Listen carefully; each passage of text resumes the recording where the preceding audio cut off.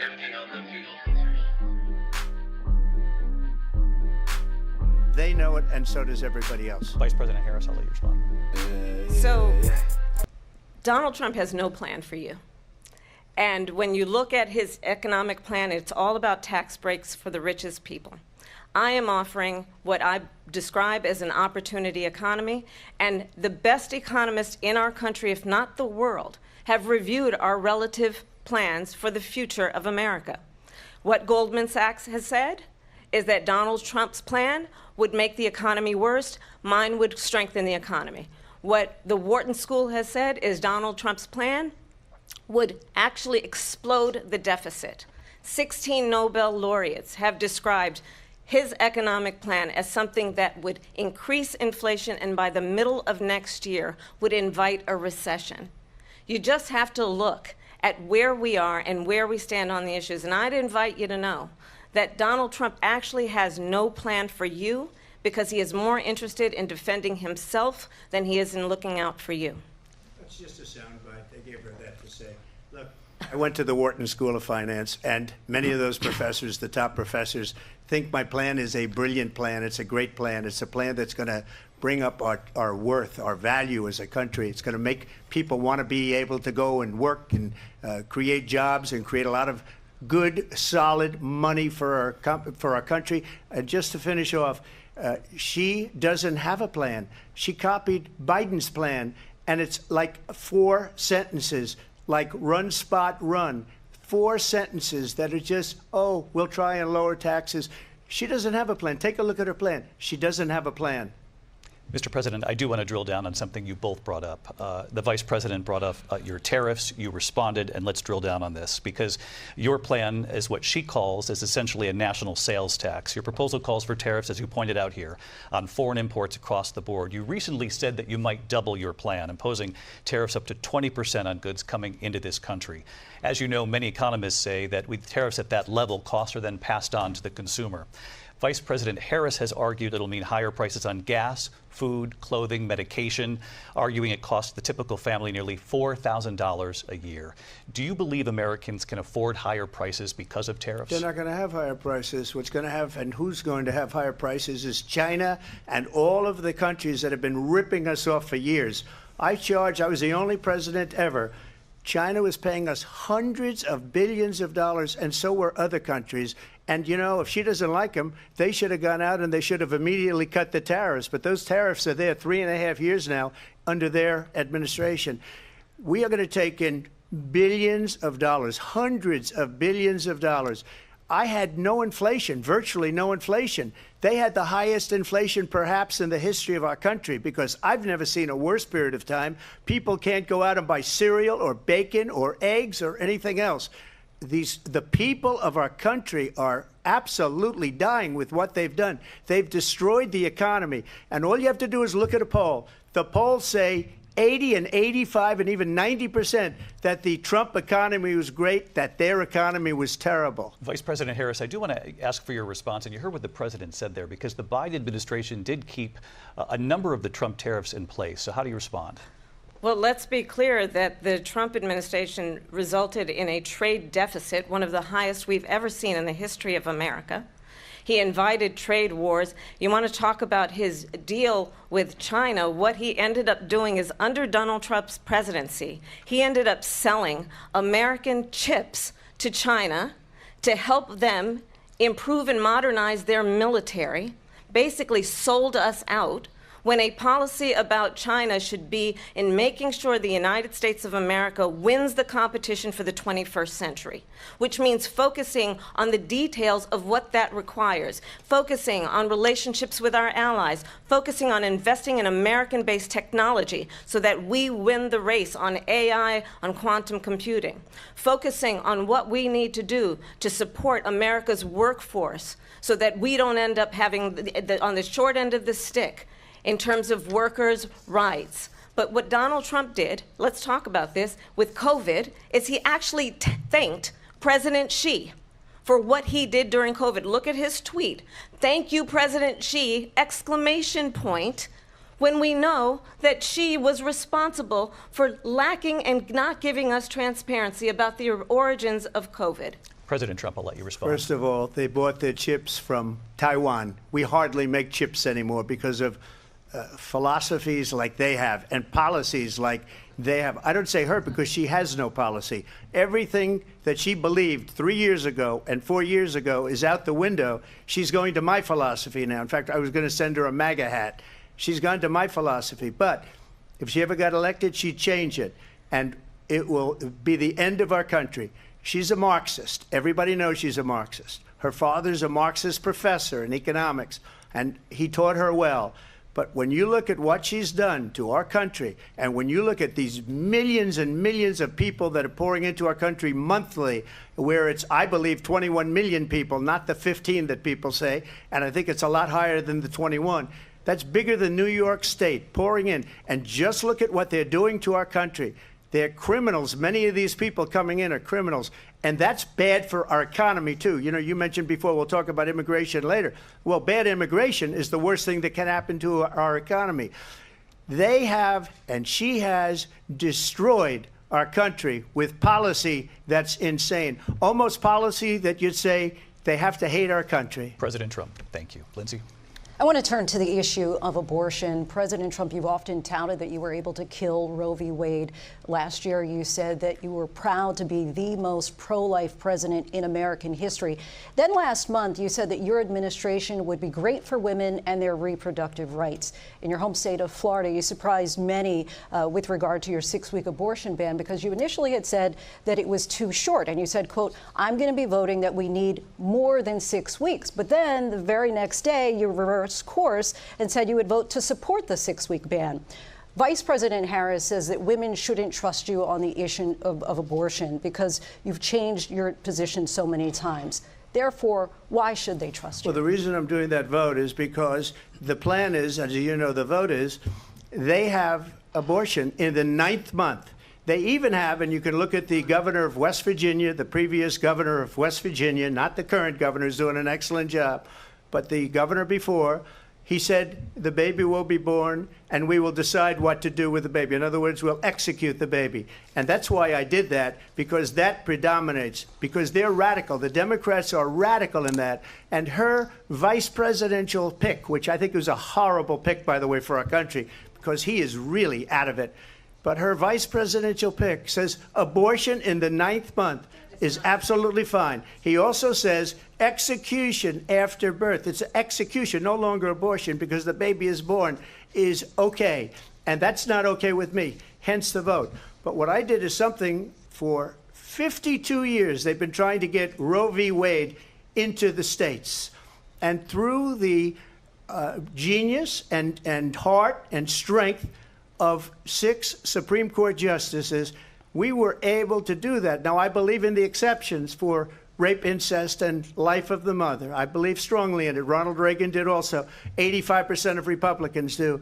Exceptions. Very important. But we were able to get it, and now states are voting on it. And for the first time, you're going to see, look, this is an issue that's torn our country apart for 52 years. Every legal scholar, every Democrat, every Republican, liberal, conservative, they all wanted this issue to be brought back to the states where the people could vote. And that's what happened. Now, Ohio, the vote was somewhat liberal. Kansas, the vote was somewhat liberal, much more liberal than people would have thought. But each individual state is voting. It's the vote of the people now. It's not tied up in the federal government. I did a great service in doing it. It took courage to do it. And the Supreme Court had great courage in doing it. And I give tremendous credit to those 6 justices. There is no state in this country where it is legal to kill a baby after it's born. Madam Vice President, I want to get your response to President Trump. Well, as I said, you're going to hear a bunch of lies, and that's not actually a surprising fact. Let's understand how we got here. Donald Trump hand-selected 3 members of the United States Supreme Court with the intention that they would undo the protections of Roe v. Wade. And they did exactly as he intended. And now in over 20 states, there are Trump abortion bans, which make it criminal for a doctor or nurse to provide health care. In one state, it provides prison for life. Trump abortion bans that make no exception even for rape and incest, which understand what that means. A survivor of a crime, a violation to their body, does not have the right to make a decision about what happens to their body next. That is immoral.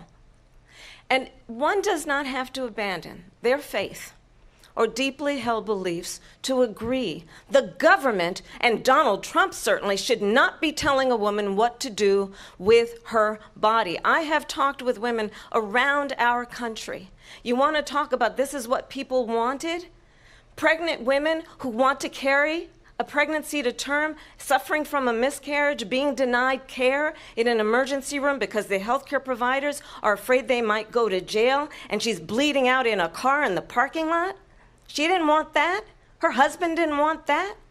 A 12 or 13-year-old survivor of incest being forced to carry a pregnancy to term. They don't want that.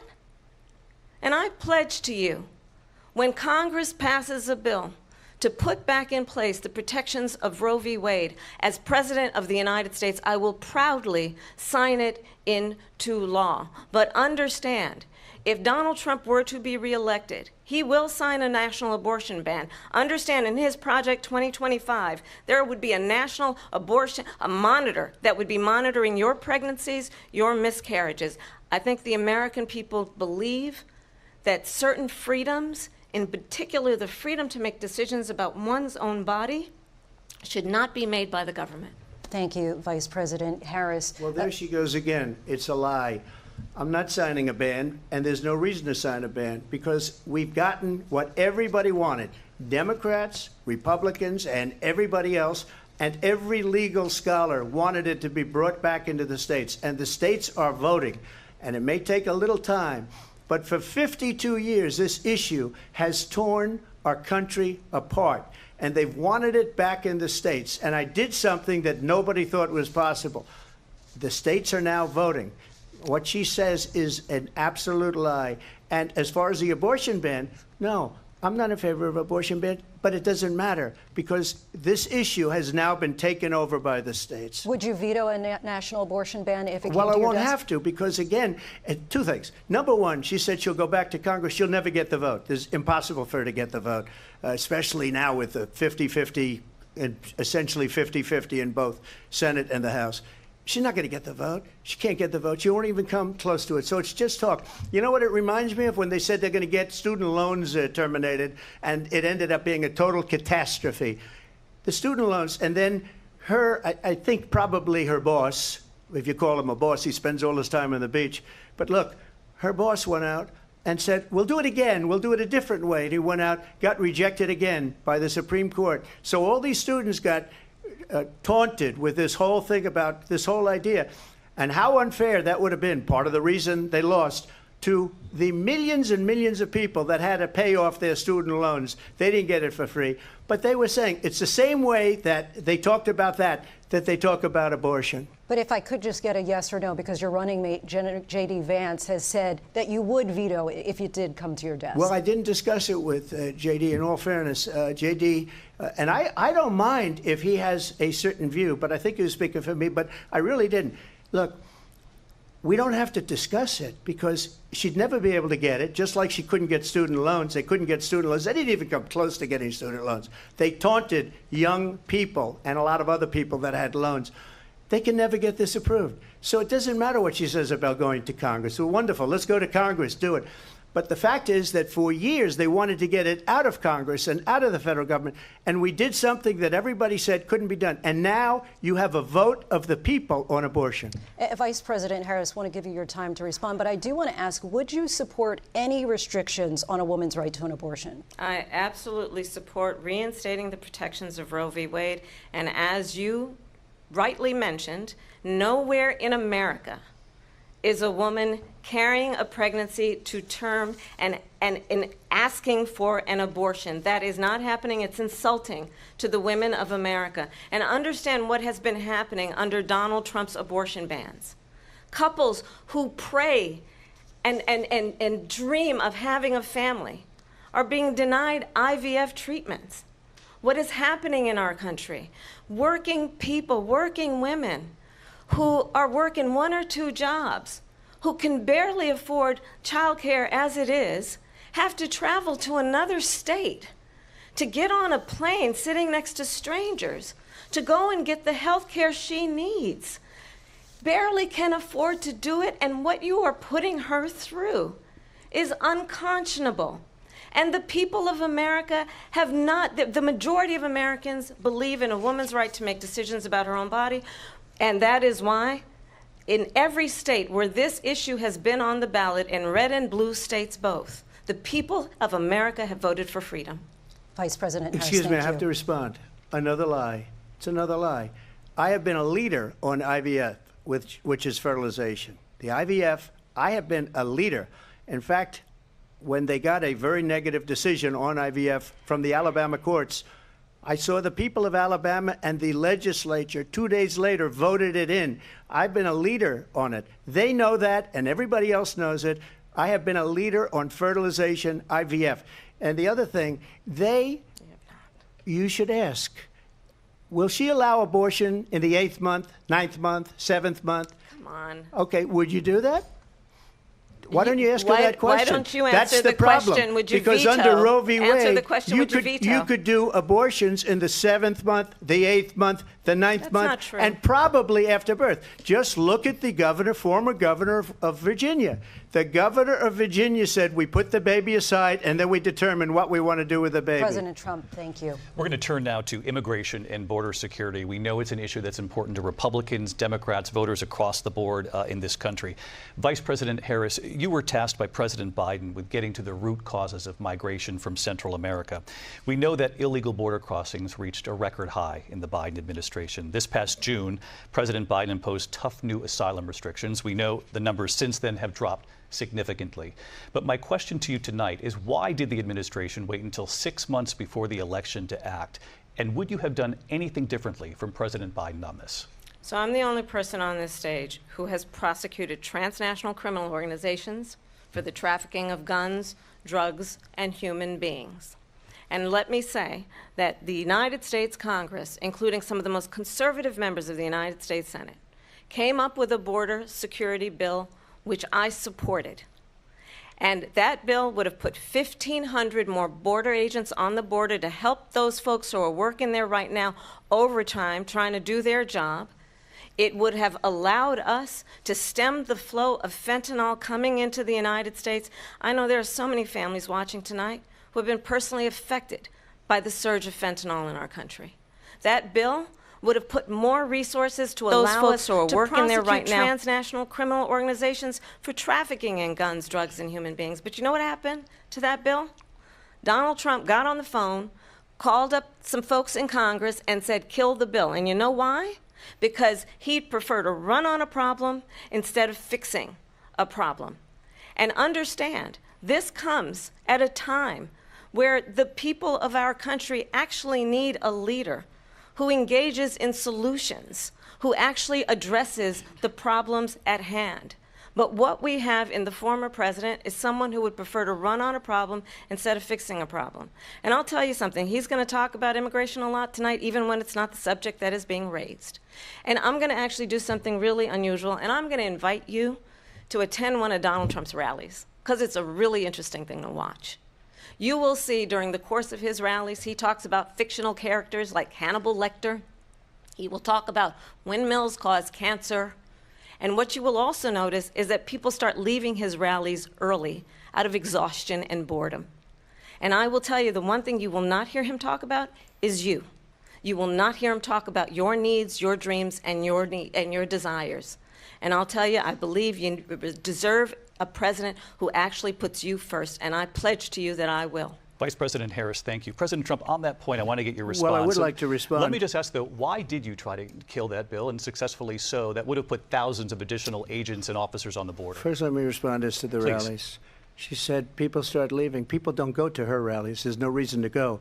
And the people that do go, she's bussing them in and paying them to be there, and then showing them in a different light. So she can't talk about that. People don't leave my rallies. We have the biggest rallies, the most incredible rallies in the history of politics. That's because people want to take their country back. Our country is being lost. We're a failing nation. And it happened 3.5 years ago. And what's going on here, you're going to end up in World War III, just to go into another subject. what they have done to our country by allowing these millions and millions of people to come into our country, and look at what's happening to the towns all over the United States. And a lot of towns don't want to talk. It's not going to be Aurora or Springfield. A lot of towns don't want to talk about it because they're so embarrassed by it. In Springfield, they're eating the dogs, the people that came in. They're eating the cats. They're eating the pets of the people that live there. And this is what's happening in our country, and it's a shame. As far as rallies are concerned, as far as the reason they go is they like what I say. They want to bring our country back. They want to make America great again. It's a very simple phrase, make America great again. She's destroying this country, and if she becomes president, this country doesn't have a chance of success. Not only success, we'll end up being Venezuela on steroids. I just want to clarify here. You bring up Springfield, Ohio, and ABC News did reach out to the city manager there. He told us there have been no credible reports of specific claims of pets being harmed, injured, or abused by individuals within the immigrant community. Well, I've seen people on television. Let me just say here, this is the people on television say my dog was taken and used for food. So maybe he said that, and maybe that's a good thing to say for a city manager. I'm not taking this from but television. But the people on television saying their manager. dog was eaten by the people that went there. Again, the Springfield city manager says there's no evidence of that. Vice We'll President find Harris, out. I'll let you respond to the rest of what you've heard. You talk about extreme. This is, I think, one of the reasons why in this election I actually have the endorsement of 200 Republicans who have formally worked with President Bush, Mitt Romney, and John McCain, including the endorsement of former Vice President Dick Cheney and Congress member Liz Cheney. And if you want to really know the inside track on who the former president is, if he didn't make it clear already, just ask people who have worked with him. His former chief of staff, a 4-star general, has said he has contempt for the Constitution of the United States. His former national security advisor has said he is dangerous and unfit. His former Secretary of Defense has said the nation, the Republic, would never survive another Trump term. And when we listen to this kind of rhetoric, when the issues that affect the American people are not being addressed, I think the choice is clear in this election. President Trump, I'll give you a quick minute to respond here. Thank you, because when I hear that, see, I'm a different kind of a person. I fired most of those people. Not so graciously. They did bad things or a bad job. I fired them. They never fired one person. They didn't fire anybody having to do with Afghanistan and the Taliban and the 13 people whose were just killed, viciously and violently killed. And I got to know the parents and the family. They didn't fire. They should have fired all those generals, all those top people, because that was one of the most incompetently handled situations anybody has ever seen. So when somebody does a bad job, I fire him. And you take a guy like Esper. He was no good. I fired him. So he writes a book. Another one writes a book. Because with me, they can write books. With nobody else can they. But they have done such a poor job, and they never fire anybody. Look at the economy. Look at the inflation. They didn't fire any of their economists. They have the same people. That's a good way not to have books written about you. But just to finish, I got more votes than any Republican in history by far. In fact, I got more votes than any president, sitting president, in history by far. Let me continue on immigration. It was what you wanted to talk about earlier, so let's get back to your deportation proposal that the vice president has reacted to as well. President Trump, you call this the largest domestic deportation operation in the history of our country. You say you would use the National Guard. You say if things get out of control, you'd have no problem using the U.S. military. Police, yes. You also said you would use local police. How would you deport 11 million undocumented immigrants? I know you believe that number is much higher. Take us through this. What does this look like? Will authorities be going door to door in this country? Yeah, it is much higher because of them. They allowed criminals, many millions of criminals. They allowed terrorists. They allowed common street criminals. They allowed people to come in, drug dealers, to come into our country. And they're now in the United States and told by their countries like Venezuela, don't ever come back or we're going to kill you. Do you know that crime in Venezuela and crime in countries all over the world is way down? You know why? because they've taken their criminals off the street and they've given them to her to put into our country. And this will be one of the greatest mistakes in history for them to allow. And I think they probably did it because they think they're going to get votes, but it's not worth it because they're destroying the fabric of our country by what they've done. There's never been anything done like this at all. They've destroyed the fabric of our country. Millions of people let in. And all over the world, crime is down. All over the world except here. Crime here is up and through the roof. Despite their fraudulent statements that they made, crime in this country is through the roof. And we have a new form of crime. It's called migrant crime. And it's happening at levels that nobody thought possible. President Trump, as you know, the FBI says overall violent crime is actually coming down in this country. But Vice Excuse me, President the Harris, FBI they were defrauding statements. They didn't include the worst cities. They didn't include the cities with the worst crime. It was a fraud, just like their number of 818,000 jobs that they said they created turned out to be a fraud. President Trump, thank you. I'll let you respond, Vice President Harris. Well, I think this is so rich coming from someone who has been prosecuted for national security crimes, economic crimes, election interference, has been found liable for sexual assault, and his next big court appearance is in November at his own criminal sentencing. And let's be clear where each person stands on the issue of what is important about respect for the rule of law and respect for law enforcement. The former vice president called for defunding federal law enforcement, 45,000 agents, get this, on the day after he was arraigned on 34 felony counts. So let's talk about what is important in this race. It is important that we move forward, that we turn the page on this same old tired rhetoric and address the needs of the American people, address what we need to do about the housing shortage, which I have a plan for, address what we must do to support our small businesses, address bringing down the price of groceries. But frankly, the American people are exhausted with this same old tired playbook. Vice President Harris, thank you. Excuse me. Every one of those cases was started by them against their political opponent. And I'm winning most of them, and I will win the rest on appeal. And you saw that with the decision that came down just recently from the Supreme Court. I'm winning most of them. But those are cases, it's called weaponization. Never happened in this country. They weaponized the Justice Department. Every one of those cases was involved with the DOJ, from Atlanta and Fani Willis to the Attorney General of New York and the DA in New York. Every one of those cases. And then they say, oh, he's a criminal. They're the ones that made them go after me. By the way, Joe Biden was found essentially guilty on the documents case. And what happened in my documents case? They said, oh, that's the toughest of them all. A complete and total victory. 2 months ago, it was thrown out. It's weaponization, and they used it, and it's never happened in this country. They used it to try and win an election. They're fake cases. President Trump, thank you. A really quick response here, Vice President Harris, on this notion of weaponization of the Justice Department. Well, let's talk about extreme and understand the context in which this election in 2024 is taking place. The United States Supreme Court recently ruled that the former president would essentially be immune from any misconduct if he were to enter the White House again. Understand, this is someone who has openly said he would terminate, I'm quoting, terminate the Constitution of the United States, that he would weaponize the Department of Justice against his political enemies.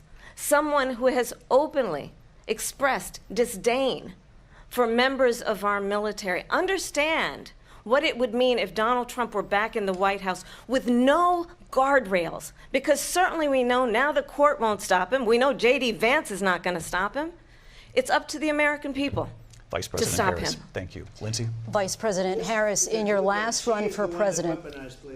This is the one that weaponized, not me. She weaponized. I probably took a bullet to the head because of the things that they say about me. They talk about democracy. I'm a threat to democracy. They're the threat to democracy President with a fake Trump, Russia investigation We do have a lot that to get, went nowhere. We have a lot to get to. Lindsay? Vice President Harris, in your last run for president, you said you wanted to ban fracking. Now you don't. You wanted mandatory government buyback programs for assault weapons. Now your campaign says you don't. You supported decriminalizing border crossings. Now you're taking a harder line. I know you say that your values have not changed. So then why have so many of your policy positions changed? So my values have not changed, and I'm going to discuss every one of the, at least every point that you've made. But in particular, let's talk about fracking because we're here in Pennsylvania. I made that very clear in 2020. I will not ban fracking. I have not banned fracking as Vice President of the United States. And in fact, I was the tie-breaking vote on the Inflation Reduction Act, which opened new leases for fracking. My position is that we have got to invest in diverse sources of energy so we reduce our reliance on foreign oil. We have had the largest increase in domestic oil production in history because of an approach that recognizes that we cannot over-rely on foreign oil. As it relates to my values, let me tell you, I grew up a middle-class kid raised by a hardworking mother who worked and saved and was able to buy our first home when I was a teenager. The values I bring to the importance of home ownership, knowing not everybody got handed $400 million on a silver platter and then filed bankruptcy 6 times, is a value that I bring to my work to say we are going to work with the private sector and home builders to increase 3 million homes, increase by 3 million homes by the end of my first term. My work that is related to having a friend when I was in high school who was sexually assaulted by her stepfather. And my focus then on protecting women and children from violent crime is based on a value that is deeply grounded in the importance of standing up for those who are most vulnerable. My work that is about protecting Social Security and Medicare is based on long-standing work that I have done, protecting seniors from scams. My values have not changed. And what is important is that there is a president who actually brings values and a perspective that is about lifting people up and not beating people down and name-calling. The true measure of the leader is the leader who actually understands the strength is not in beating people down, it's in lifting people up. I intend to be that president. President Trump, your Well, response? first of all, I wasn't given $400 million. I wish I was. My father was a Brooklyn builder, Brooklyn, Queens, and a great father, and I learned a lot from him. But I was given a fraction of that, a tiny fraction, and I built it into many, many billions of dollars, many, many billions. And when people see it, they are even surprised. So we don't have to talk about that. Fracking, she's been against it for 12 years. Defund the police, she's been against that forever. She gave all that stuff up very wrongly, very horribly, and everybody's laughing at it, okay? They're all laughing at it. She gave up at least 12 and probably 14 or 15 different policies. Like, she was big on defund the police. In Minnesota, she went out, wait a minute, I'm talking now, if you don't mind, please. Does that sound familiar? She went out in Minnesota and wanted to let criminals that killed people, that burned down Minneapolis, she went out and raised money to get them out of jail. She did things that nobody would ever think of. Now she wants to do transgender operations on illegal aliens that are in prison. This is a radical left liberal that would do this. She wants to confiscate your guns, and she will never allow fracking in Pennsylvania. If she won the election, fracking in Pennsylvania will end on day one. Just to finish, one thing so important in my opinion. So I got the oil business going like nobody has ever done before. When they took over, they got rid of it, started getting rid of it, and the prices were going up the roof. They immediately let these guys go to where they were. I would have been 5 times, 4 times, 5 times higher, because you're talking about 3.5 years ago. They got it up to where I was because they had no choice, because the prices of energy were quadrupling and doubling. You saw what happened to gasoline. So they said, let's go back to Trump. But if she won the election, the day after that election, they'll go back to destroying our country, and oil will be dead, fossil fuel will be dead, we'll go back to windmills, and we'll go back to solar, where they need a whole desert to get some energy to come out. You ever see a solar plant? By the way, I'm a big fan of solar. but they take 400, President 500 acres of desert President soil. Trump, we have a These lot are of not good issues things that we for the have to get to. environment, We're as she out of time. understands. Thank you. Lindsay, thank you. We have an election in just 56 days. And I want to talk about the peaceful transfer of power, which, of course, we all know is a cornerstone of our democracy, and the role of a president in a moment of crisis. Mr. President, on January 6th, you told your supporters to march to the Capitol. You said you would be right there with them. The country and the world saw what played out at the Capitol that day, the officers coming under attack. Aides in the West Wing say you watched it unfold on television off the Oval Office. You did send out tweets, but it was more than 2 hours before you sent out that video message telling your supporters to go home. Is there anything you regret about what you did on that day? You just said a thing that isn't covered. Peacefully and patriotically, I said during my speech, not later on. Peacefully and patriotically. And nobody on the other side was killed. Ashley Babbitt was shot by an out-of-control police officer that should have never, ever shot her. It's a disgrace. But we didn't do this group of people that have been treated so badly. I ask, what about all the people that are pouring into our country and killing people that she allowed to pour in? She was the border czar, remember that. She was the border czar. She doesn't want to be called the border czar because she's embarrassed by the border. In fact, she said at the beginning, well, I'm surprised you're not talking about the border yet. That's because she knows what a bad job they've done. What about those people? When are they going to be prosecuted? When are these people from countries all over the world, not just South America? They're coming in from all over the world, David, all over the world. And crime rates are down all over the world because of it. But let me just ask you. David, when are those people going to be prosecuted? When are the people that burned down Minneapolis going to be prosecuted? Or in Seattle? They went into Seattle. They took over a big percentage of the city of Seattle. When are those people going to be prosecuted? But let me just ask you. You might ask her that question. You were the president. You were watching it unfold on television. It's a very simple question as we move forward toward another election. Is there anything you regret about what you did on that day? Yes or no? I had nothing to do with that other than they asked me to make a speech. I showed up for a speech. I said, I think it's going to be big. I went to Nancy Pelosi and the mayor of Washington, D.C., and the mayor put it back in writing, as you know. I said, you know, this is going to be a very big rally or whatever you want to call it. And again, it wasn't done by me. It was done by others. I said, I'd like to give you 10,000 National Guard or soldiers. They rejected me. Nancy Pelosi rejected me. It was just 2 weeks ago. Her daughter has a tape of her saying she is fully responsible for what happened. They want to get rid of that tape. It would have never happened if Nancy Pelosi and the mayor of Washington did their jobs. I wasn't responsible for security. Nancy Pelosi was responsible. She didn't do her job. The question was about you as president, not about former Speaker Pelosi, but I do want Vice President Harris to respond here. I was at the Capitol on January 6th. I was the vice president-elect. I was also an acting senator. I was there. And on that day, the President of the United States incited a violent mob to attack our nation's capital, to desecrate our nation's capital. On that day, 140 law enforcement officers were injured, and some died. And understand, the former president has been indicted and impeached for exactly that reason. But this is not an isolated situation.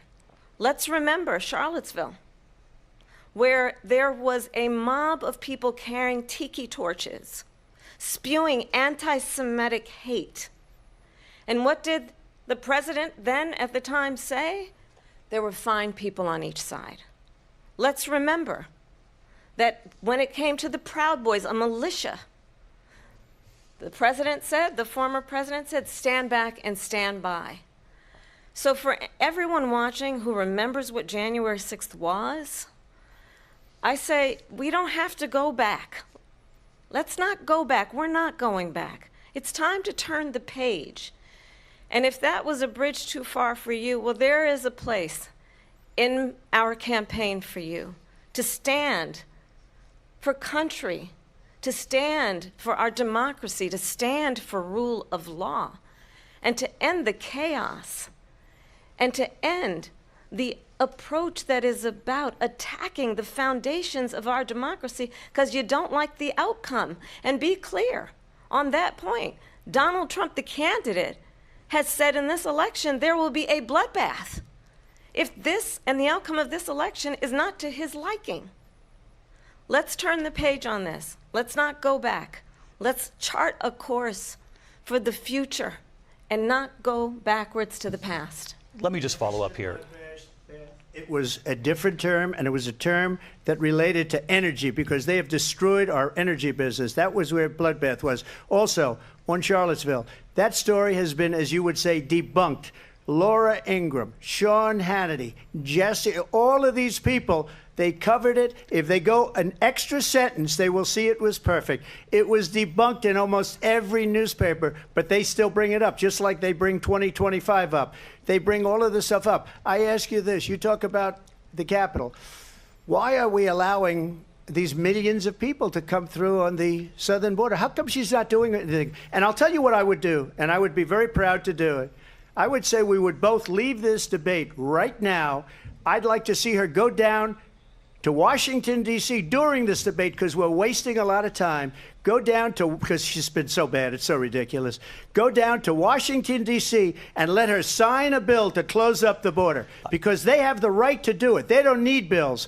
They have the right to do it. The President of the United States, you'll get him out of bed. You'll wake him up at 4 o'clock in the afternoon. Right. You'll say, come on down to the office. Let's sign a bill. If he signs a bill that the border is closed, all he has to do is say it to the Border Patrol, who are phenomenal. If they do that, the border is closed. Mr. Those President, people are killing many people, unlike J6. We talked immigration here tonight. I do want to focus on this next issue to both of you because it really brings us this into focus, truth in these times that we're living in. Mr. President, for 3.5 years after you lost the 2020 election, you repeatedly falsely claimed that you won, many times saying you won in a landslide. In the past couple of weeks leading up to this debate, you have said, quote, you lost by a whisker, that you, quote, didn't quite make it, that you came up a little bit short. I said that? Are you now acknowledging that you lost in 2020? No, I don't acknowledge that at all. But I you said did that say sarcastically. That. You know that. It was said, oh, we lost by a whisker. That was said sarcastically. Look, there's so much proof. All you have to do is look at it. And they should have sent it back to the legislatures for approval. I got almost 75 million votes, the most votes any sitting president has ever gotten. I was told if I got 63, which was what I got in 2016, you can't be beaten. The election, people should never be thinking about an election as fraudulent. We need two things. We need walls, and we have to have it. We have to have borders, and we have to have good elections. Our elections are bad. And a lot of these illegal immigrants coming in, they're trying to get them to vote. They can't even speak English. They don't even know what country they're in practically. And these people are trying to get them to vote. And that's why they're allowing them to come into our country. I did watch all of these pieces of video. I didn't detect the sarcasm, lost by a whisker. We didn't quite make it. And we should just point out here as clarification, and you know this, you and your allies, 60 cases in front of many judges, many of them Republican. No judge looked at it. And said they was said no we didn't have standing. Fraud. That's the other thing. They said we didn't have standing, a technicality. Can you imagine a system where a person in an election doesn't have standing? The President of the United States doesn't have standing. That's how we lost. If you look at the facts, and I'd love to have you'll do a special on it. I'll show you Georgia, and I'll show you Wisconsin, and I'll show you Pennsylvania, and I'll show you.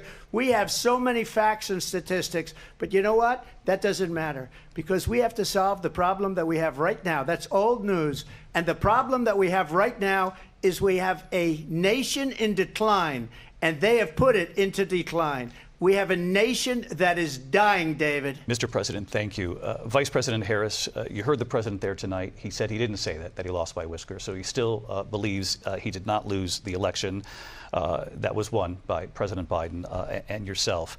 But I do want to ask you about something that's come up in the last couple of days. This was a post from President Trump about this upcoming election just weeks away. He said, when I win, those people who cheated, and then he lists donors, voters, election officials, he says will be prosecuted to the fullest extent of the law, which will include long-term prison sentences. One of your campaign's top lawyers responded saying, we won't let Donald Trump intimidate us. We won't let him suppress the vote. Is that what you believe he's trying to do here? Donald Trump was fired by 81 million people. So let's be clear about that. And clearly he is having a very difficult time processing that. But we cannot afford to have a president of the United States who attempts, as he did in the past, to upend the will of the voters in a free and fair election. And I'm going to tell you that I have traveled the world as Vice President of the United States, and world leaders are laughing at Donald Trump. I have talked with military leaders, some of whom worked with you, and they say you're a disgrace. And when you then talk in this way in a presidential debate and deny what over and over again are court cases you have lost because you did in fact lose that election, it leads one to believe that perhaps we do not have in the candidate to my right the temperament or the ability to not be confused about fact. That's deeply troubling, and the American people deserve better. I'll give you 1 minute to respond, Mr. President. Let me just say about world leaders. Viktor Orban, one of the most respected men, they call him a strong man. He's a tough person, smart. Prime Minister of Hungary. They said, why is the whole world blowing up? 3 years ago it wasn't. Why is it blowing up? He said, because you need Trump back as president. They were afraid of him. China was afraid, and I don't like to use the word afraid, but I'm just quoting him. China was afraid of him. North Korea was afraid of him.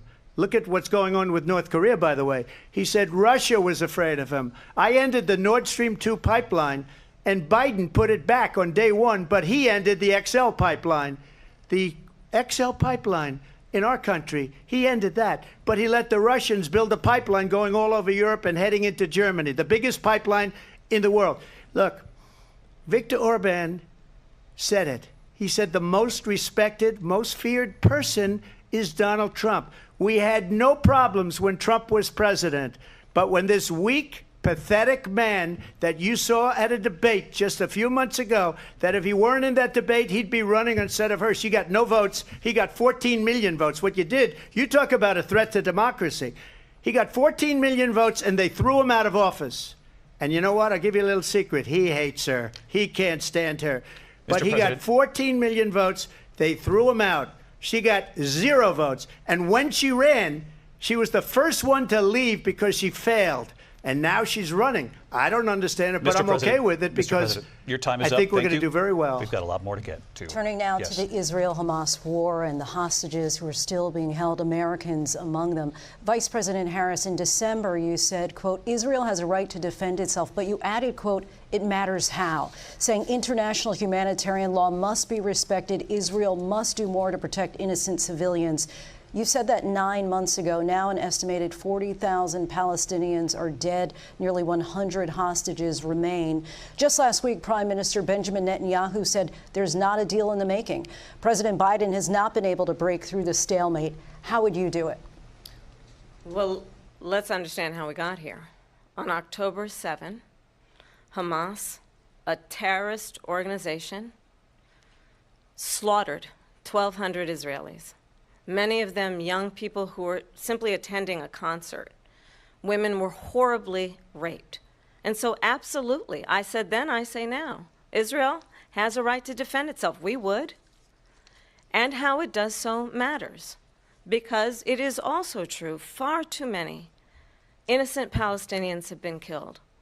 Children, mothers. What we know is that this war must end. It must end immediately, and the way it will end is we need a ceasefire deal and we need the hostages out. And so we will continue to work around the clock on that. Work around the clock, also understanding that we must chart a course for a two-state solution.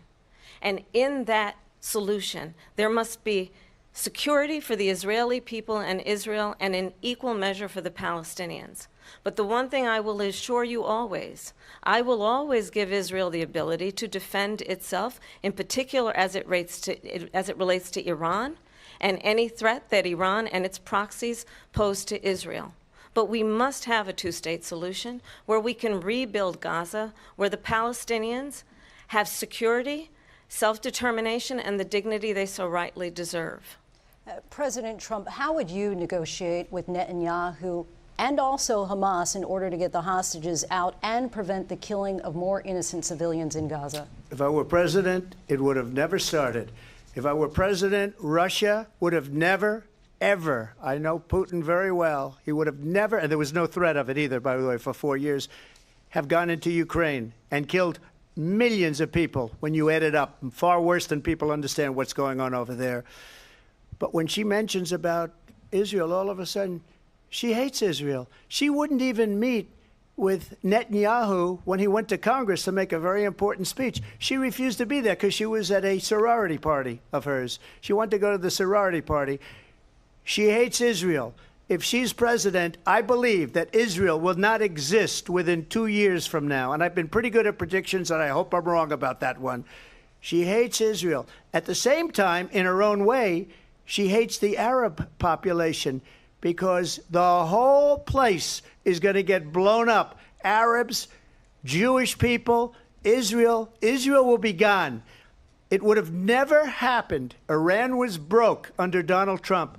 Now Iran has $300 billion because they took off all the sanctions that I had. Iran had no money for Hamas or Hezbollah or any of the 28 different spheres of terror. And they are spheres of terror, horrible terror. They had no money. It was a big story, and you know it. You covered it very well, actually. They had no money for terror. They were broke. Now they're a rich nation. And now what they're doing is they're spreading that money around. Look at what's happening with the Houthis and Yemen. Look at what's going on in the Middle East. This would have never happened. I will get that settled and fast, and I'll get the war with Ukraine and Russia ended. If I'm president-elect, I'll get it done before even becoming president. Vice President Harris, he says you hate Israel. That's absolutely not true. I have my entire career and life supported Israel and the Israeli people. He knows that. He's trying to, again, divide and distract from the reality, which is it is very well known that Donald Trump is weak and wrong on national security and foreign policy. It is well known that he admires dictators, wants to be a dictator on day one, according to himself. It is well known that he said of Putin that he can do whatever the hell he wants and go into Ukraine. It is well known that he said when Russia went into Ukraine, it was brilliant. It is well known he exchanged love letters with Kim Jong-un. And it is absolutely well known that these dictators and autocrats are rooting for you to be president again because they're so clear. They can manipulate you with flattery and favors. And that is why so many military leaders who you have worked with have told me you are a disgrace. That is why we understand that we have to have a president who is not consistently weak and wrong on national security, including the importance of upholding and respecting in highest regard our military. Vice President Harris, thank you. They're the ones, and she's the one that caused it, that's weak on national security by allowing every nation last month for the year, 168 different countries sending people into our country. Their crime rates are way down. Putin endorsed her last week, said, I hope she wins. And I think he meant it, because what he's gotten away with is absolutely incredible. It wouldn't have happened with me. The leaders of other countries think that they're weak and incompetent, and they are. They're grossly incompetent. And I just ask one question. Why does Biden go in and kill the Keystone Pipeline and approve the single biggest deal that Russia's ever made, Nord Stream 2, the biggest pipeline anywhere in the world going to Germany and all over Europe? Because they're weak and they're ineffective. And Biden, by the way, President gets paid Trump, a lot of money. Thank you. We have a lot of issues to get to. We'll be right back with much more of this historic ABC News presidential debate from the National Constitution Center right here in Philadelphia. Back in a moment. I don't know, man. You tell me what you guys think so far. The ABC News presidential debate will continue after this. In the first, let's say, a little less than an hour. So what they went over, they talked about the abortion, starting off with abortion, Kamala's response to Roe v. versus Wade, the Springfield migrants eating pets, which I supposedly was debunked that J.D. Vance was coming out with. Kamala surviving another Trump term. So basically thinking that if he were to get elected, he's not going to survive another term. Defunding 40,000 federal agents. There was quite a bit discussed, so we'll go and actually look at, let me see some of what they were discussing.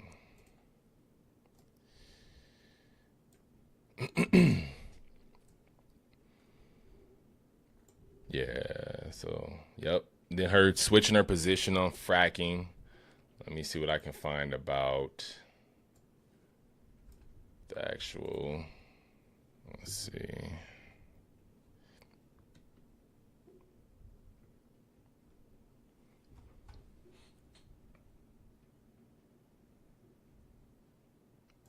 So right here we have an article.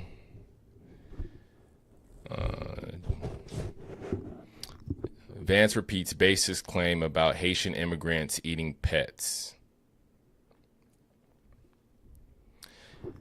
A baseless claim that illegal migrants from Haiti have been eating domestic pets in the small city of Ohio has been repeated by Republican vice presidential candidate J.D. Vance. But officials have told BBC Verify that there have been no credible reports that this has actually happened. In a post on X Monday, Vance claimed that illegal migrants from Haiti were causing chaos all over Springfield, Ohio. So we're wondering where this stemmed from, but they're saying, apparently, the migrants is eating pets out here, man. That's crazy. But again, it's been debunked. And let's see, what else can we address that they did bring up while there's intern? Giving care to the transgender prisoners. That was something that he addressed that Kamala was doing. After that, they went into what happened in Charlottesville with Trump. And he got into her signing a bill to close the borders now. Like, why wait? You got an opportunity to sign a bill to close the border, because basically when he was in office, he's stating that he was able to do so without having any legislation in place. All right. And in about 41 minutes, they were talking about, and this is just if you missed it, 41 minutes, they were talking about he won by a landslide, and initially he wasn't admitting to the loss, and now he's saying he lost by a whisker. So they're just saying that his flop on his position in winning and what happened in January 6th with them stampeding the Capitol. All right. What else we got on here? Let's see.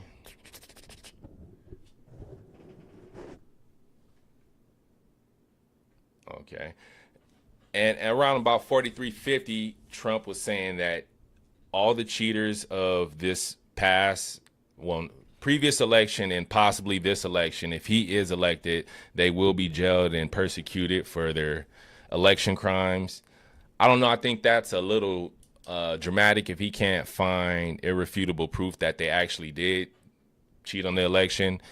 But, you know, is he a sore loser or does he have reason to believe so? I don't know. It's hit or miss for me because you just recently seen, let's look at this. I got an article that we can look up.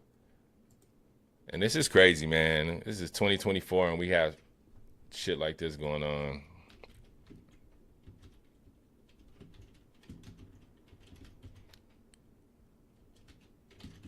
Live from the National Constitution Center in Philadelphia, Pennsylvania. Okay, they're Here coming again, back, but let's David try to get Muir to this. And Lindsay Davis. Welcome back to this historic ABC damn. News presidential All right, we debate don't got tonight. time. We're going to continue. We'll here. get I to it wanna later. turn to We'll the get war to it in later, Ukraine. though. We're now 2.5 years into this conflict. Mr. President, it has been the position of the Biden administration that we must defend Ukraine from Russia, from Vladimir Putin, to defend their sovereignty, their democracy, that it's in America's best interest to do so, arguing that if Putin wins, he may be emboldened to move even further into other countries. You have said you would solve this war in 24 hours. You said so just before the break tonight. How exactly would you do that? And I want to ask you a very simple question tonight. Do you want Ukraine to win this war? I want the war to stop. I want to save lives that are being uselessly, people being killed by the millions. It's the millions. It's so much worse than the numbers that you're getting, which are fake numbers. Look, we're in for 250 billion or more because they don't ask Europe, which is a much bigger beneficiary to getting this thing done than we are.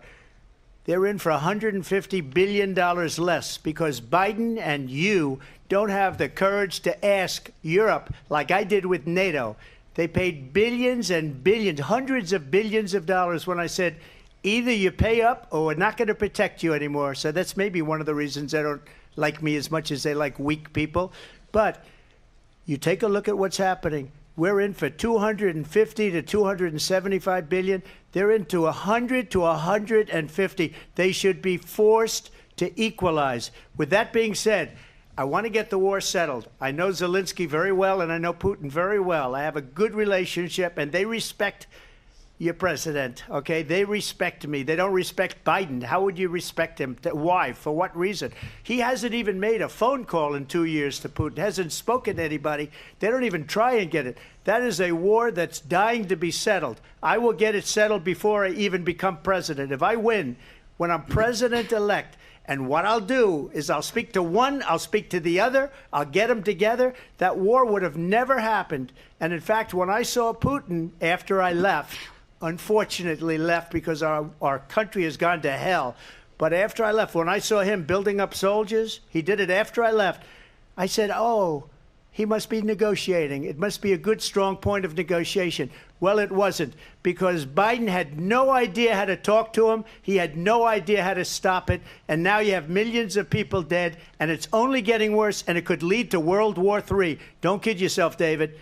We're playing with World War III, and we have a president that we don't even know if he's... Where is our president? We don't even know if he's a president. And just to clarify they here... threw him out of a campaign like a dog. We don't even know. Is he our president?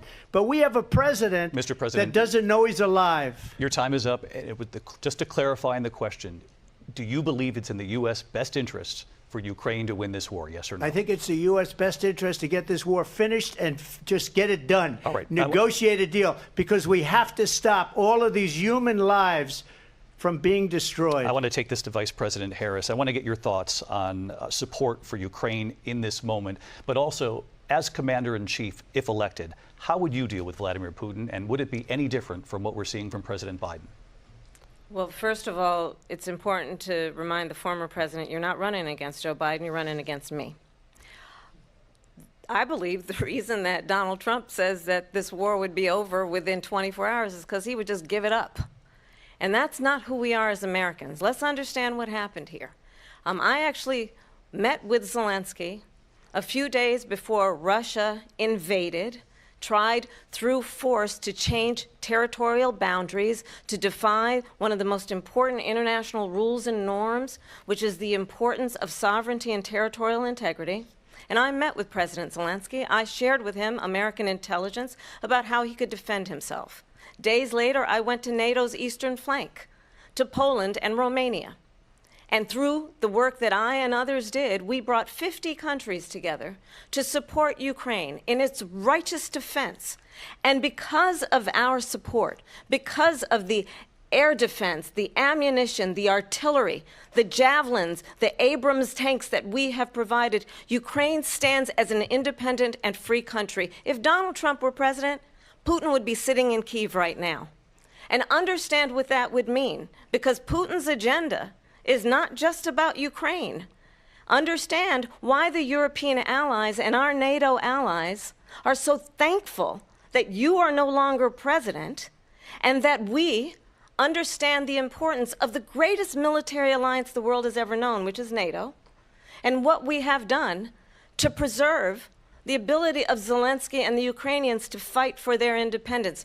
Otherwise, Putin would be sitting in Kyiv with his eyes on the rest of Europe, starting with Poland. And why don't you tell the 800,000 Polish Americans right here in Pennsylvania how quickly you would give up for the sake of favor and what you think is a friendship with what is known to be a dictator who would eat you for lunch.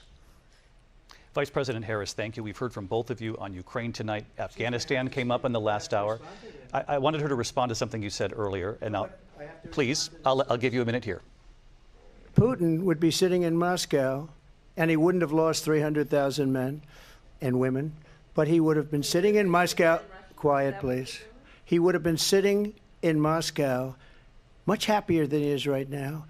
But eventually, you know, he's got a thing that other people don't have. He's got nuclear weapons. They don't ever talk about that. He's got nuclear weapons. Nobody ever thinks about that. And eventually, maybe he'll use them, and maybe he hasn't been that threatening, but he does have that. Something we don't even like to talk about. Nobody likes to talk about it. But just so you understand, they sent her to negotiate peace before this war started. 3 days later, he went in and he started the war because everything they said was weak and stupid. They said the wrong things. That war should have never started. She was the emissary. They sent her in to negotiate with Zelensky and Putin, and she did.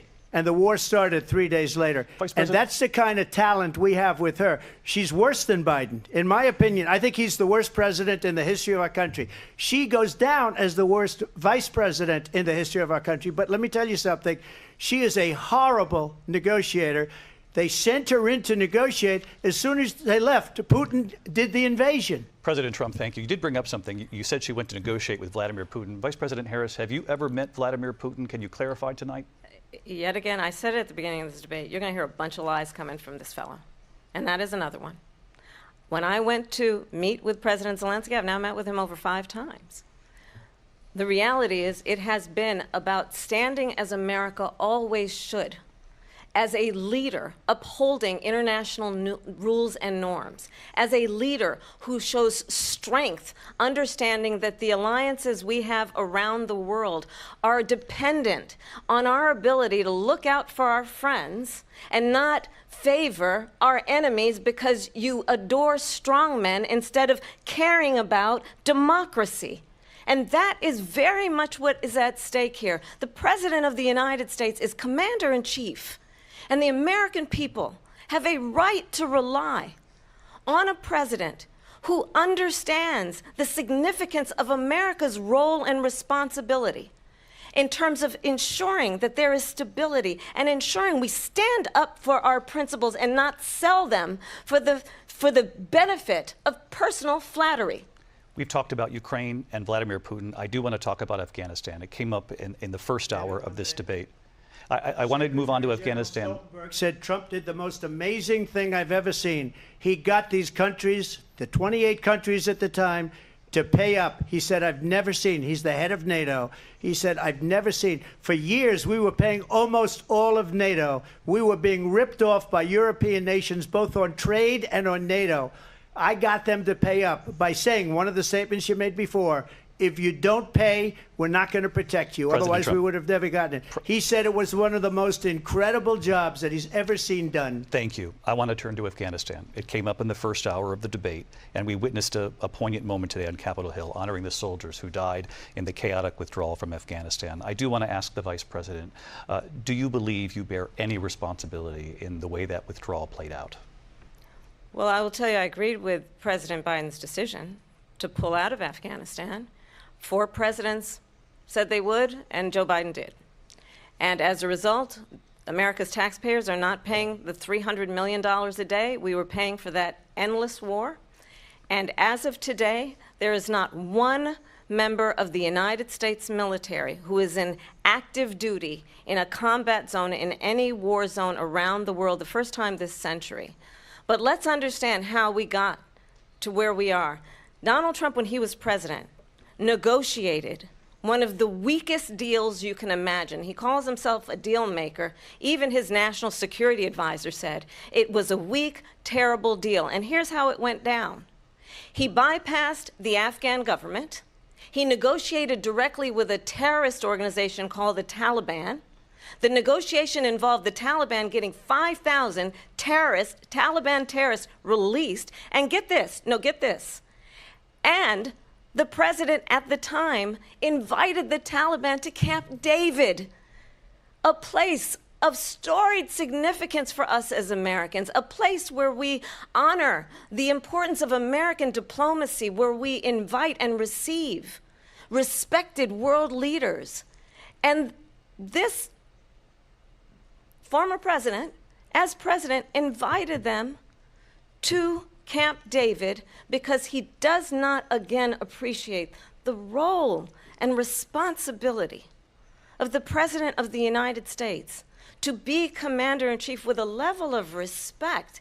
And this gets back to the point of how he has consistently disparaged and demeaned members of our military, fallen soldiers, and the work that we must do to uphold the strength and the respect of the United States of America around the world. Vice President Harris, thank you. President Trump, your response to her saying that you began the negotiations with the Taliban. So if you take a look at that period of time, the Taliban was killing our soldiers, a lot of them, with snipers. And I got involved with the Taliban because the Taliban was doing the killing. That's the fighting force within Afghanistan. They don't bother doing that because, you know, they deal with the wrong people all the time.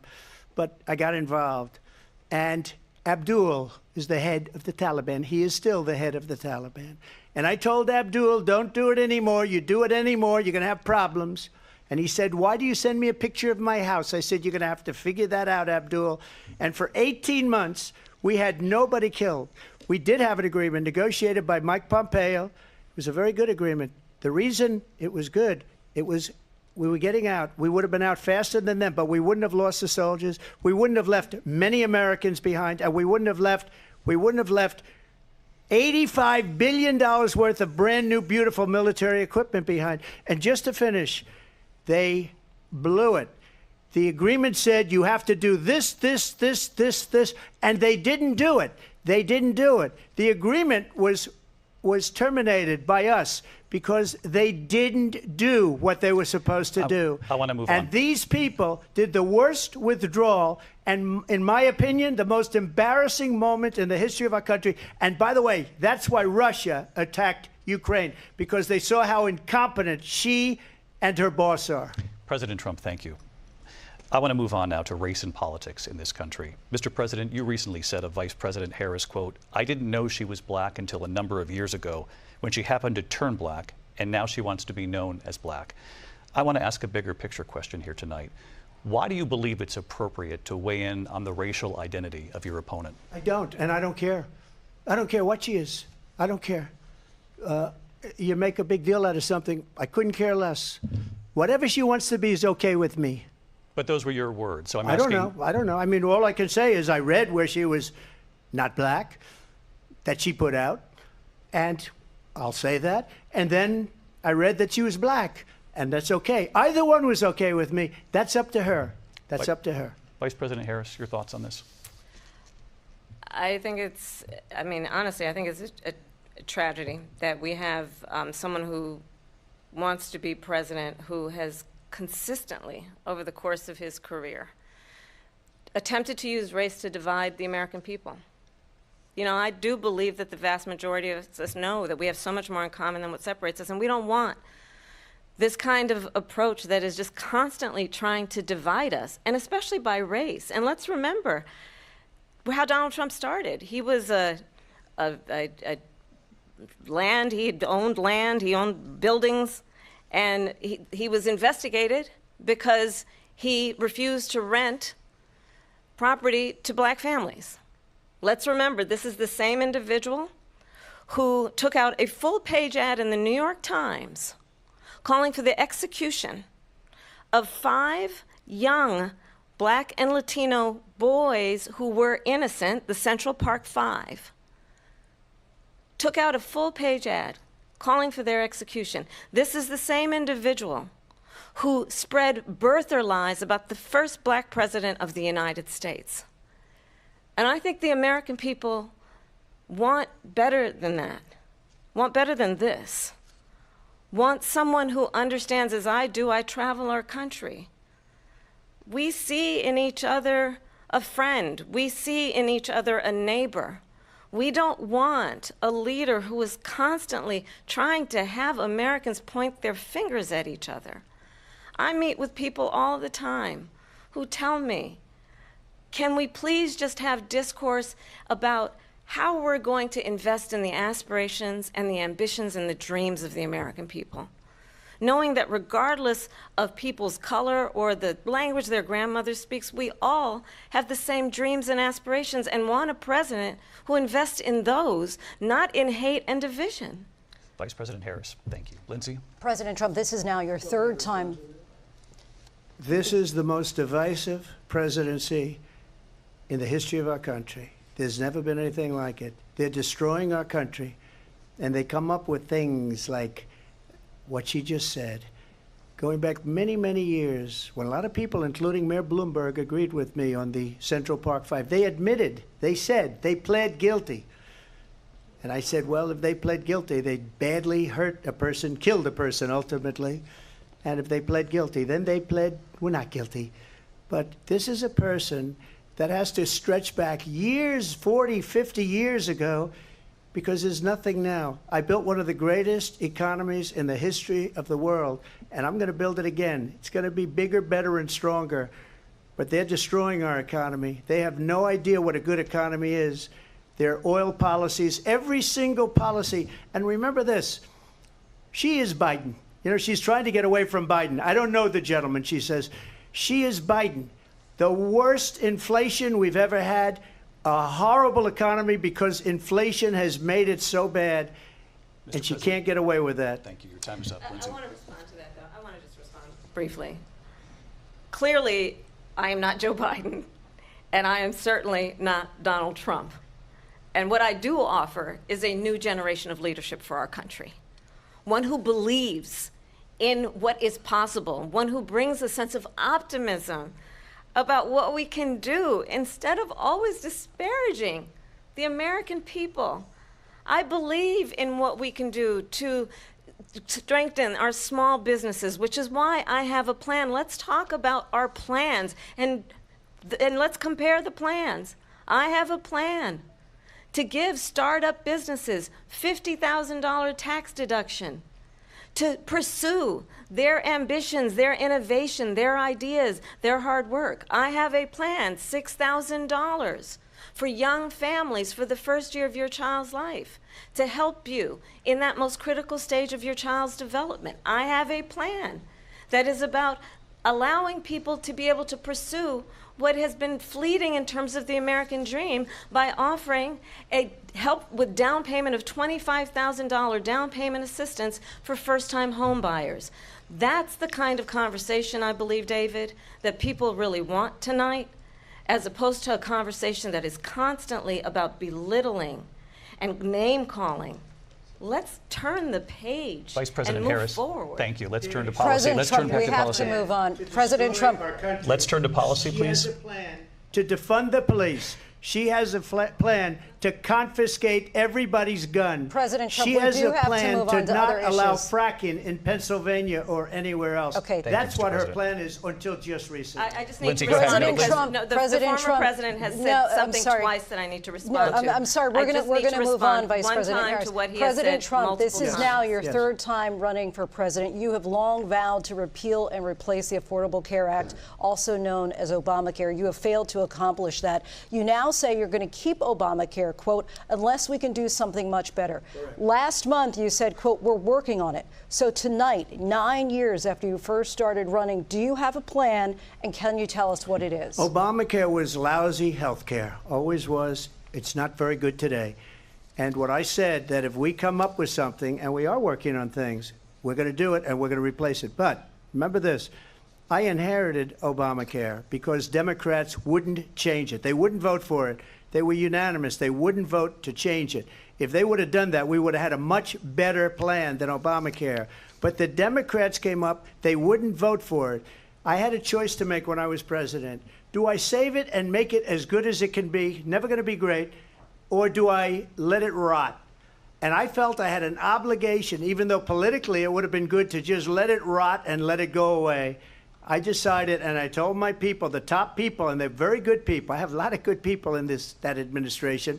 We read about the bad ones. We had some real bad ones, too, and so do they. They have really bad ones. The difference is they don't get rid of them. But let me just explain. I had a choice to make. Do I save it and make it as good as it can be, or do I let it rot?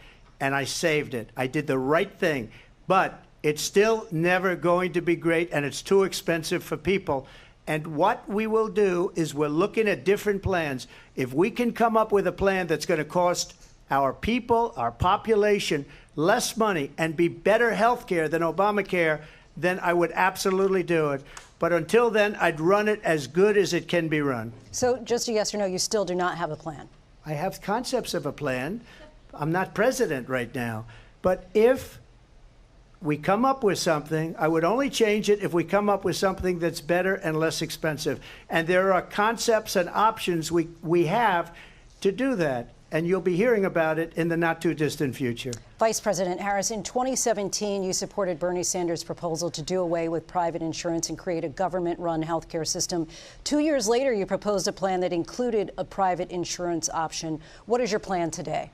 Well, first of all, I absolutely support, and over the last 4 years as vice president, private health care options. But what we need to do is maintain and grow the Affordable Care Act. But I'll get to that, Lindsay. I just need to respond to a previous point that the former president has made. I've made very clear my position on fracking. And then this business about taking everyone's guns away.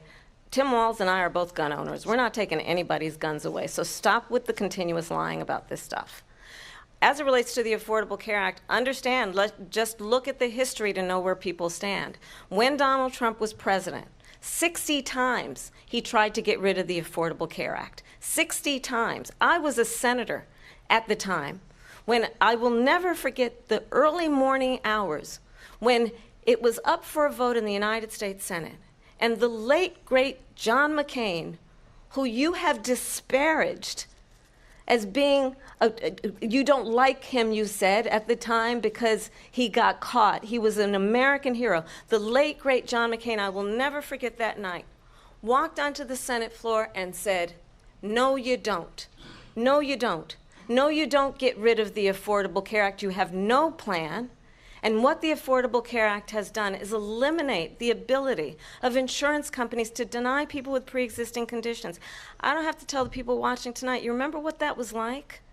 Remember when an insurance company could deny if a child had asthma, if someone was a breast cancer survivor, if a grandparent had diabetes?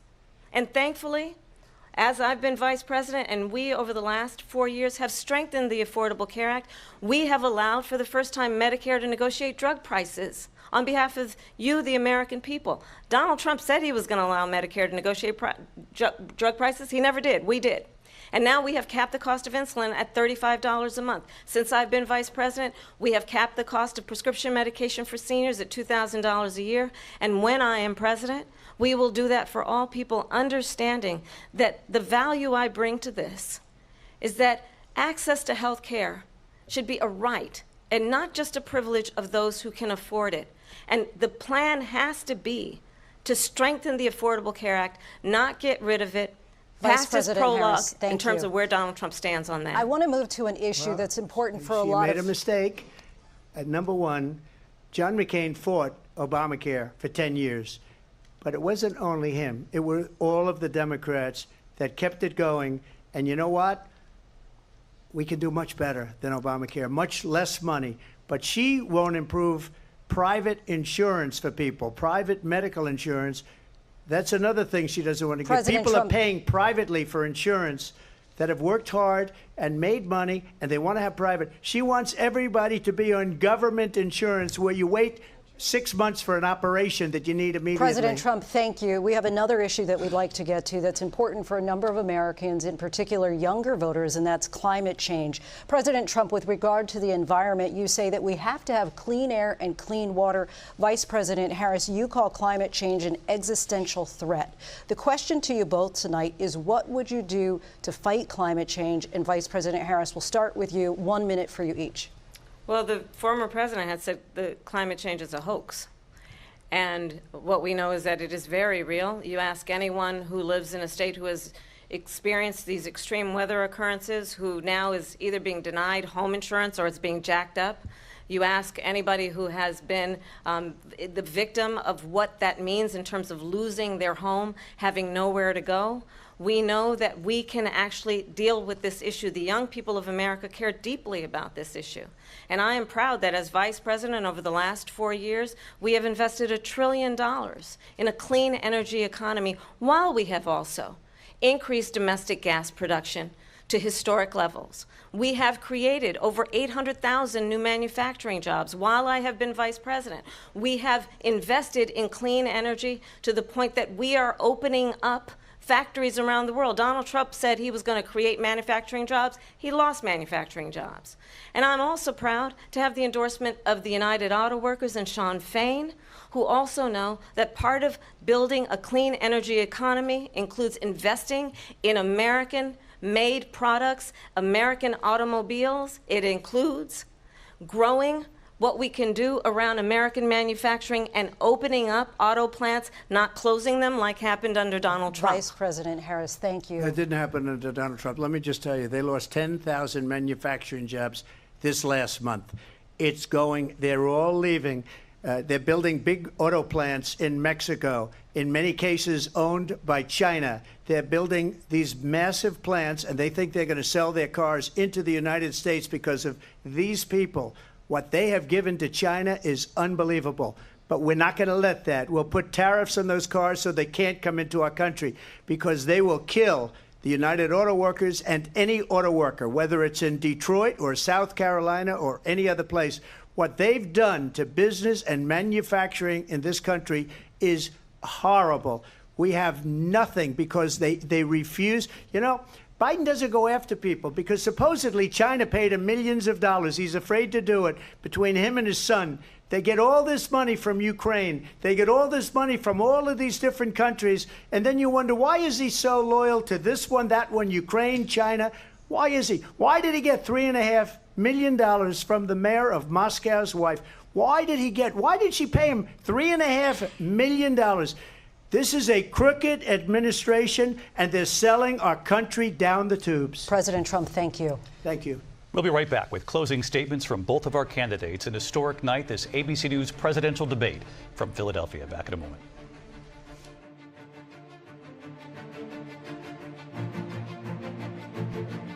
The ABC News presidential debate Man, I was over will there continue viciously writing after notes. this.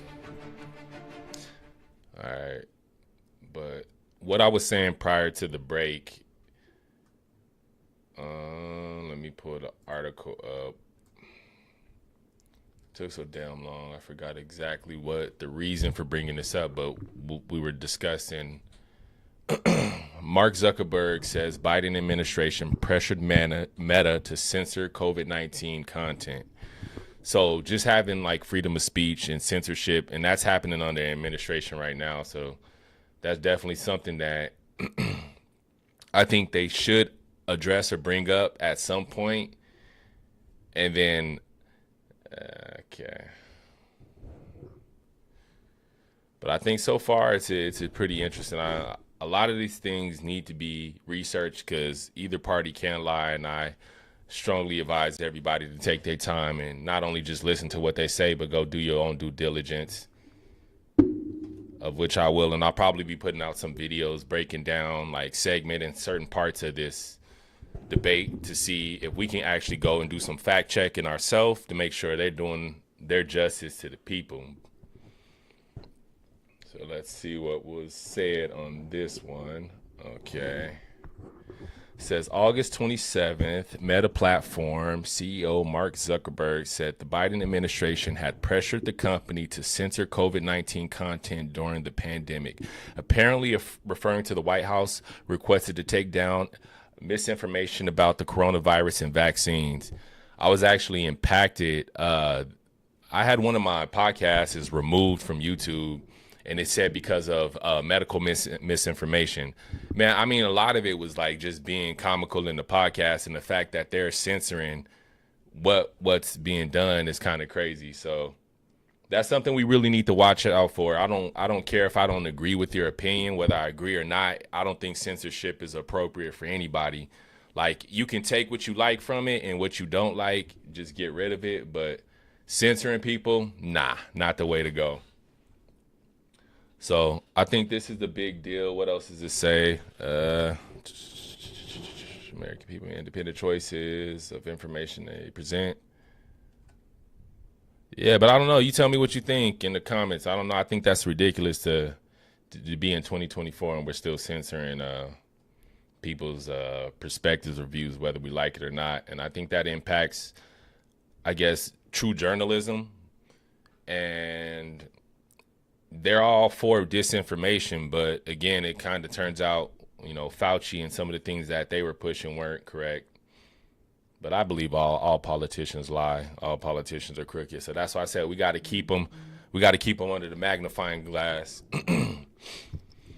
Okay, let's get into some of the other stuff that they did discuss that I thought was worthy. Got quite a bit of notes where we left off. Let's see.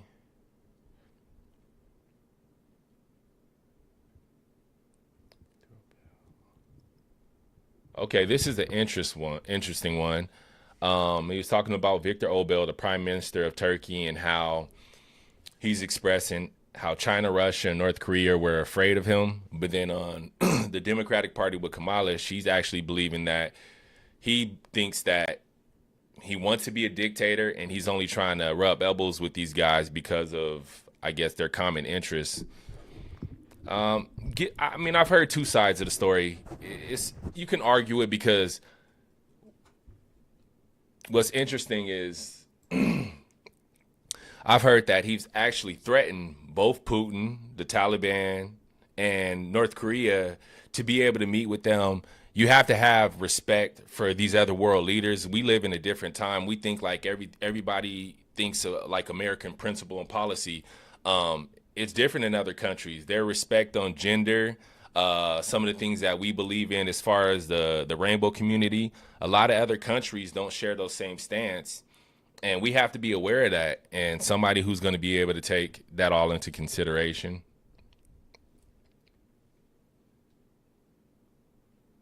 Live from the National Constitution And we are Center back. in Philadelphia, Pennsylvania. Here again, David Muir and Lindsay Davis. Welcome back tonight. The time has come for closing statements, and Vice President Harris, we begin with you. So I think you've heard tonight two very different visions for our country.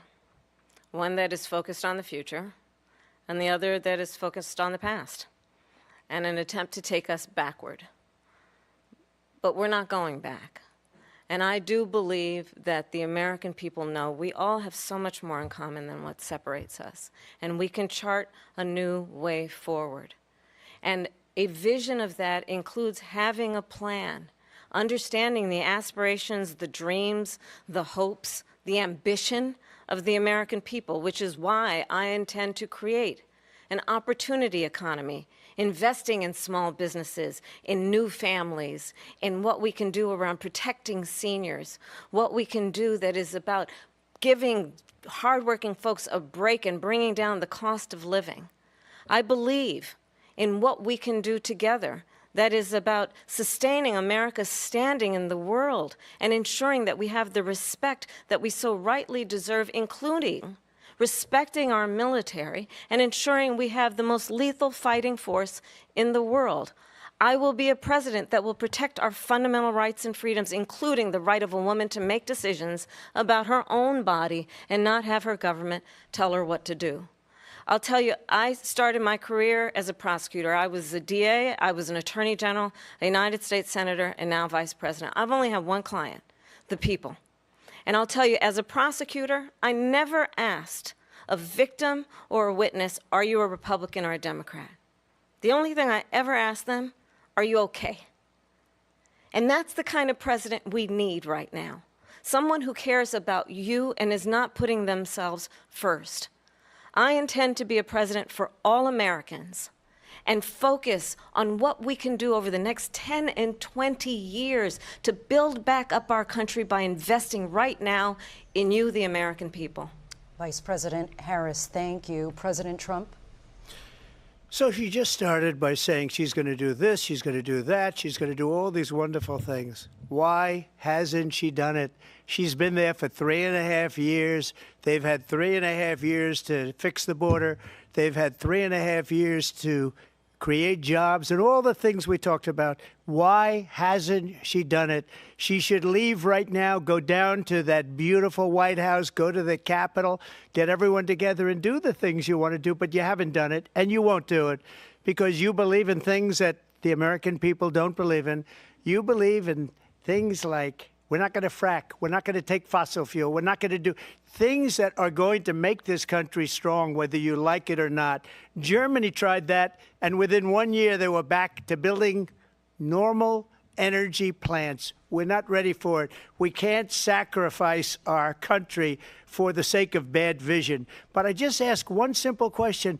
Why didn't she do it? We're a failing nation.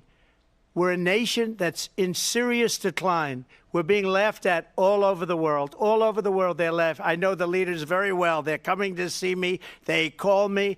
We're laughed at all over the world. They don't understand what happened to us as a nation. We're not a leader. We don't have any idea what's going on. We have wars going on in the Middle East. We have wars going on with Russia and Ukraine. We're going to end up in a third world war, and it'll be a war like no other because of nuclear weapons, the power of weaponry.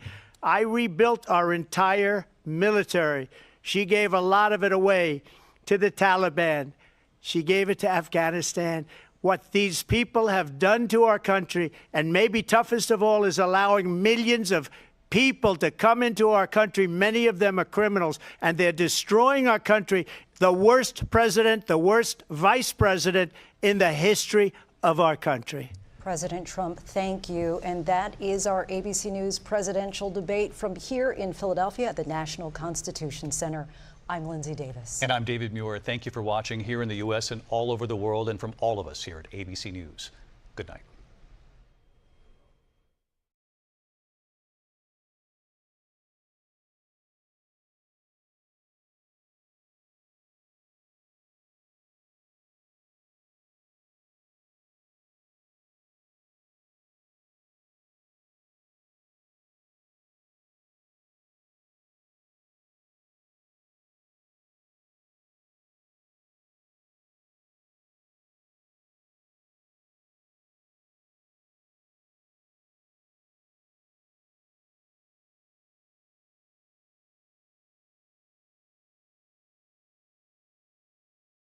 Businesses find all sorts of ways to stand apart from their competition. From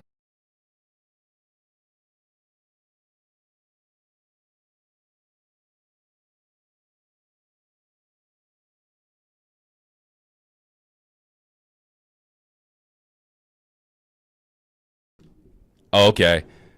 Yeah, thank you. So what I was trying to say is basically that I think they both had some solid points on both sides, but ultimately what it comes down to is us holding them both accountable and fact-checking what was presented on both arguments.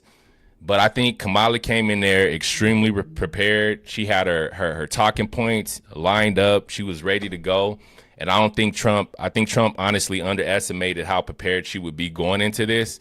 So that's why I think it's better for us to take both sides, and then let's see what actually holds true. Because the part that bothers me is she's in the office, and a lot of these things, like, how come you aren't addressing these things with migrants, with the inflation? And as bad as things are, we know how hard it is with gas prices. I don't think it's just hard for me to buy it. It's like, man, you got to do better. Like, I don't want to hear what you're going to do when you're elected. You have the ability to make some decisions now. So I think that's extremely important to hold the fire to him. Let's see what she does. Does she go to the border? Does she actually close it up? Or is she just going to wait till she's elected and kind of sit back and kick her feet up?